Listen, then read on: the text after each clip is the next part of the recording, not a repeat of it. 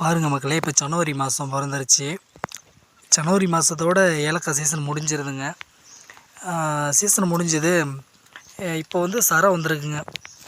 இப்போ சரம் வரும். ஜனவரிக்கு அப்புறம் சரம் வர ஆரம்பிக்கும். இப்போ தானே ஆரம்பிக்குது பாருங்கள். ஆடி மாதம் தாங்க அடுத்த சீசன்.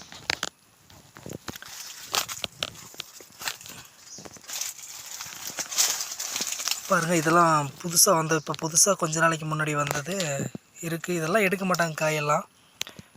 இது அணில், குருவி, கோழி அந்த மாதிரி சாப்பிட்டுட்டு போயிடும்.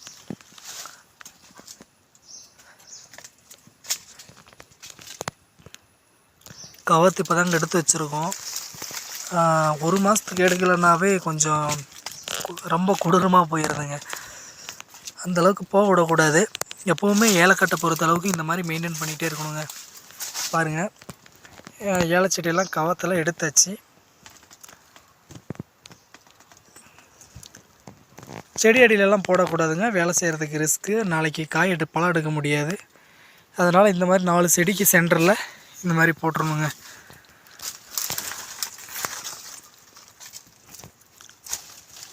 இது வந்து கோடை காலங்க. இந்த டைம்லலாம் வந்துட்டு செடியை வந்து தாக்கு பிடிக்கிறது வந்து ரொம்ப கஷ்டம். கட்டாயம் தண்ணி அடிச்சுக்கிட்டு இருக்கணும். வாரத்துக்கு ஒரு டைமாவது தண்ணி அடித்து தாங்க ஆகணும். அடிக்காமல் விட்டுட்டோன்னா செடி வந்துட்டு காப்பாற்ற முடியாதுங்க. ஏலச்செடிக்கு முக்கியமானது தண்ணி தாங்க. எப்போவுமே ஈரம் இருக்கணும். ஈரம் இல்லைன்னா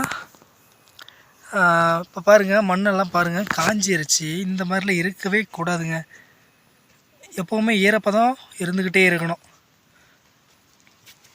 தண்ணி அடிக்கணுங்க. இந்த வாரம் அடிப்போம். அடிக்க ஆரம்பிச்சிட்டோன்னா அடிச்சுட்டு ஒரு டைம் அடிச்சுட்டு விட்டுறக்கூடாது. அப்பப்போ தண்ணி அடிச்சுக்கிட்டே தான் இருக்கணும். வாரம் அடிச்சுட்டு தான் இருக்கணும். ஒரு டைம் அடிச்சுட்டு அடிக்காமல் விட்டோன்னா இருக்கிறத விட ரொம்ப காஞ்சி போயிடும்.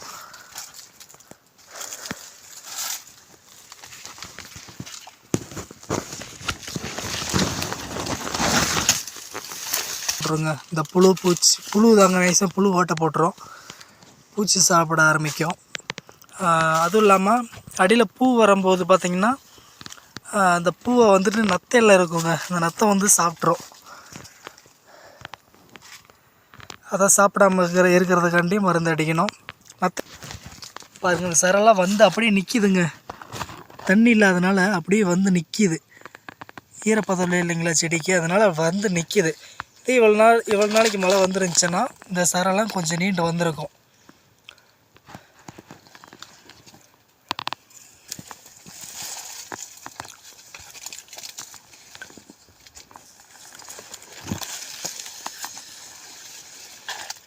மிளகு காட்டை வந்து ஒரு வீடியோ போடுறேன் பாருங்கள். அது எப்படி இருக்குன்ட்டு சொல்லி காமிக்கிறேன்.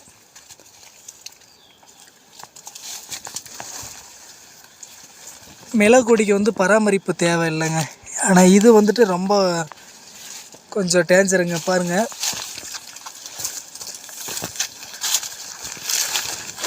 பார்த்தீங்கன்னா வெயில் எந்த அளவுக்கு அடிக்குது பாருங்கள். வெயில் ரொம்ப ரொம்ப வெயிலாக இருக்குது. காடுகளில் வந்து பாதி அளவுக்கு பச்சை வலை கட்டியிருக்கோம் பாருங்கள். இந்த மாதிரி கட்டியிருக்கோம். இந்த மாதிரி கட்டினாலே ஓரளவுக்கு வெயில் தாக்கத்துலேருந்து காப்பாற்றுறதுக்கு இது ஒரு சிறந்த வழியாக தான் இருக்குது. இது ஓகேங்க. இந்த அளவுக்கு இருந்தாவே ஓகே தான். ஆனால் இதெல்லாம் பார்த்தீங்கன்னா கட்ட முடியல. எல்லாம் முழுக்க ஃபுல்லுமே காடை கட்டணுன்னா கஷ்டம். காடு ஃபுல்லுமே கட்ட முடியாது. அதனால் அங்கங்கே ரொம்ப வெயிலான பகுதியை பார்த்து கட்டியிருக்கோம். மரத்தோடைய நிழல் வந்து ஃபுல்லாக இருக்கணுங்க. எப்போ இருக்கணும்னா இப்போ இந்த மாதிரி கோடை டைமில் வந்து மர நிழல் வேணும். அதே இந்த மழை காலங்களில் வந்து இந்த மரம்லாம் இப்படி கூடாதுங்க. மழை காலம் இருந்துச்சுன்னா அந்த செடி அழுக ஆரம்பிச்சிருச்சுன்னா அடியில் காயெல்லாம் சரியாக இருக்காது. சரமே அழுகி போயிடும். காயெல்லாம் பிஞ்சாக இருக்கும் போதே அழுகி போயிடும். அது வேஸ்ட்டாக போயிடும். அதனால் இந்த மழை காலங்களில் மரத்தை ஃபுல்லுமே வெட்டிடுவோங்க. ஆனால் இந்த மாதிரி வெயில் டைமில் இந்த பச்சை வலையை இந்த மாதிரி கட்டி ஓரளவுக்கு பாதுகாக்கிறதாங்க.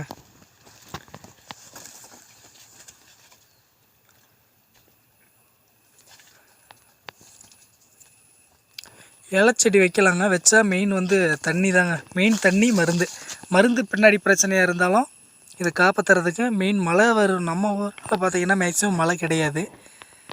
ஆனால் தண்ணி போர் இருக்கணும், இல்லை கிணறு இருக்கணும். அப்பப்போ தண்ணி அடிச்சிட்டு இருக்கணுங்க. செடி இது வந்துட்டு இது பார்த்திங்கன்னா வேரும் அதிகமாகலாம் போக கிடையாதுங்க. வேர் இதை சுற்றிக்குள்ளே தான் இருக்கும். வேர் வந்துட்டு இந்த செடி சுற்றி மட்டும்தான் இருக்கும். இந்த தண்டெல்லாம் வந்துட்டு தாக்கு பிடிக்கிறதுக்கெல்லாம் இல்லைங்க. சும்மா ஒரு என்ன சொல்கிறது, வாழை மாதிரி கூட கிடையாதுங்க. சும்மா தண்டு அவ்வளோதான். தண்ணி இல்லைன்னா அப்படியே அந்த அடியில் வாடி போயிடும், அவ்வளோதான். செடி வேஸ்ட்டாக போயிடும்.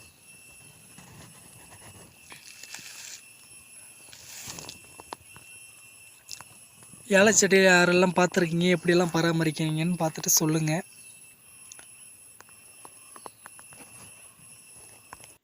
பாருங்கள், வலை கட்டி வச்சுருக்கோம் பாருங்கள்.